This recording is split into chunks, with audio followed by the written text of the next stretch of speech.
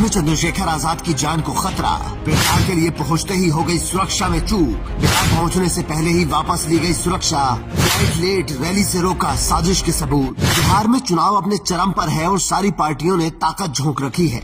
असदुद्दीन ओवैसी और चंद्रशेखर आजाद भी अब इस समर में कूद गए हैं, लेकिन कोई है जो चंद्रशेखर आजाद की जान लेना चाहता है और अपने प्लान में कामयाब होने के लिए साजिशें कर रहा है।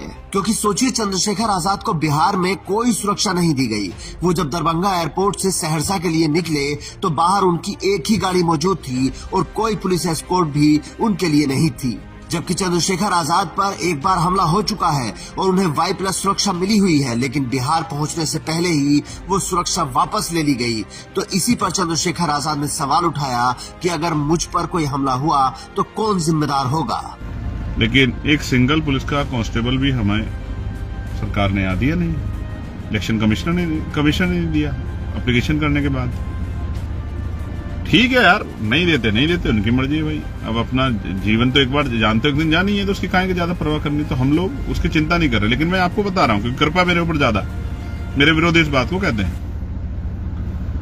अब क्या है कि हम लोग निकले तो जाम और तमाम इस सब के पीछे साजिश की बुक क्यों आ रही है, उसे पूरे घटनाक्रम से समझने की कोशिश कीजिए। चंद्रशेखर आजाद ने बताया कि 1 नवंबर सुबह 10 बजे उनकी दिल्ली से दरभंगा के लिए फ्लाइट थी, जिसका टिकट पहले से बुक था। लेकिन सुबह होते ही उनके पास मैसेज आया कि उनकी फ्लाइट 3 घंटे लेट है। इसीलिए चंद्रशेखर आजाद ने दूसरी फ्लाइट कराने का सोचा, लेकिन फिर एयरलाइन ने बताया कि उनकी फ्लाइट टाइम पर है। तो चंद्रशेखर आजाद ने दूसरा टिकट नहीं लिया। पर जब वो एयरपोर्ट पर पहुंचे तो पता लगा कि फ्लाइट 1 घंटा ऑलरेडी लेट है। अब उनके पास कोई विकल्प नहीं था, क्योंकि इतनी जल्दी कोई दूसरी टिकट भी नहीं ली जा सकती थी। जैसे तैसे चंद्रशेखर आजाद ने फ्लाइट ली और जब दरभंगा एयरपोर्ट पर लैंड होने का वक्त आया तो पायलट ने अनाउंस किया कि अभी एयर ट्रैफिक ज्यादा है, इसलिए लैंडिंग में डिले होगा। उसके बाद एयरपोर्ट के आसपास ही काफी देर तक प्लेन चक्कर लगाता रहा, तब जाकर कहीं लैंडिंग हुई। जब बाहर निकले तो चंद्रशेखर आजाद की सुरक्षा में कोई पुलिसकर्मी भी नहीं था और दरभंगा एयरपोर्ट से सहरसा की दूरी करीब 100 किलोमीटर है, जिसे पूरा करने के लिए कम से कम 3 घंटे लगते हैं, क्योंकि रोड उतने अच्छे नहीं हैं। मतलब चंद्रशेखर आजाद की गाड़ी को 3-4 घंटे अकेले ट्रैवल करना पड़ा, जबकि उन पर पहले भी एक बार गोली चल चुकी है। लेकिन चुनाव आयोग को उन्हें सुरक्षा देना जरूरी नहीं लगा। तमाम तरह की चीजें हो गई और मैं वो शख्स हूँ जिसके ऊपर गोली ऑलरेडी चली। और आपकी जानकारी के लिए मैं बता दूं कि भाई यहाँ मेरे पास कोई सुरक्षा व्यवस्था नहीं, क्योंकि सुरक्षा काम होता है सरकार का, और इलेक्शन में इलेक्शन कमिश्नर और तमाम जो यहाँ की वो होती है एजेंसियां, वो इस काम को करती है। तो केंद्र की सरकार को लगता है। हालांकि चंद्रशेखर आजाद को वाई प्लस सुरक्षा केंद्र सरकार से मिली है और इसी वजह से उनके विरोधी कहते हैं कि चंद्रशेखर आजाद पर सरकार की बड़ी कृपा है।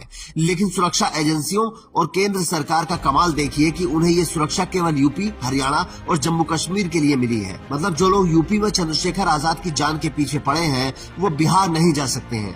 गजब मजाक है। मानना है उन्होंने मुझे वाई प्लस सुरक्षा भी दी है, तो वो उत्तर प्रदेश में और वो हरियाणा में और जम्मू कश्मीर में।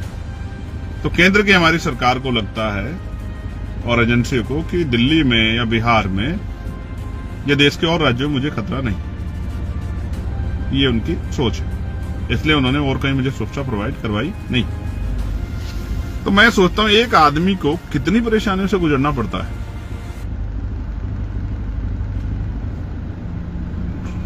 तमाम तरह की परेशानियों से, मानसिक, फिजिकली भी और परेशानियां हो जाती है। और उनके बाद एक कार्यकर्ता के ऊपर क्या गुजरती है जब उसकी रैली नहीं हो पाती। आप सोचिए, जो लोग आए हैं और इंतजार 3-4 घंटे 5 घंटे को इंतजार करे और जब वो वापस लौटता है तो उसके मन में कैसी। चंद्रशेखर आजाद ने साफ कहा कि मैं किसी से डरता नहीं हूँ, लेकिन ये पीड़ा उस उम्मीदवार के लिए है जिसकी रैली नहीं हो पाई। उसने कई दिन से इंतजाम करने शुरू कर दिए थे। अगर सुरक्षा होती तो टोल पर टाइम नहीं लगता, बाकी जगहों से भी जल्दी निकलते तो शायद सभा हो सकती थी। लेकिन जब लेट पहुँचे तो चुनाव आयोग ने कह दिया कि अब आप सभा नहीं कर सकते, टाइम ओवर हो गया। इस तरह जान को दांव पे लगाना बहुत कठिन है।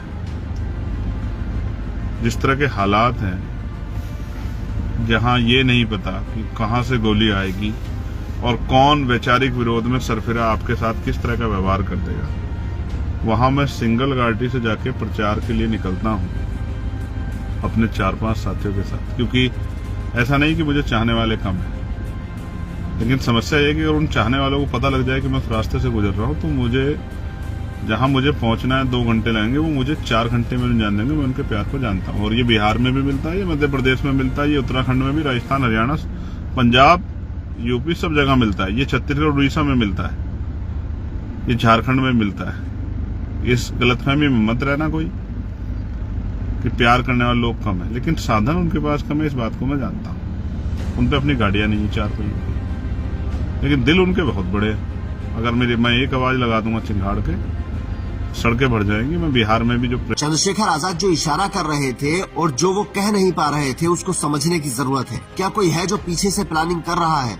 फ्लाइट लेट होती है, सुरक्षा नहीं दी जाती, और फिर परमिशन होने के बाद भी चुनावी सभा नहीं करने दी जाती, और फिर उस बिहार में अकेले सफर करने पर मजबूर किया जाता है, जहां मोकामा में अभी अभी कांड हुआ है। और नेता के साथ क्या हुआ है सबको पता है। क्या जंगलराज जैसे हालात वाले बिहार में चंद्रशेखर आजाद को खतरा नहीं है, जबकि उन पर कई बार पहले भी हमला हो चुका है?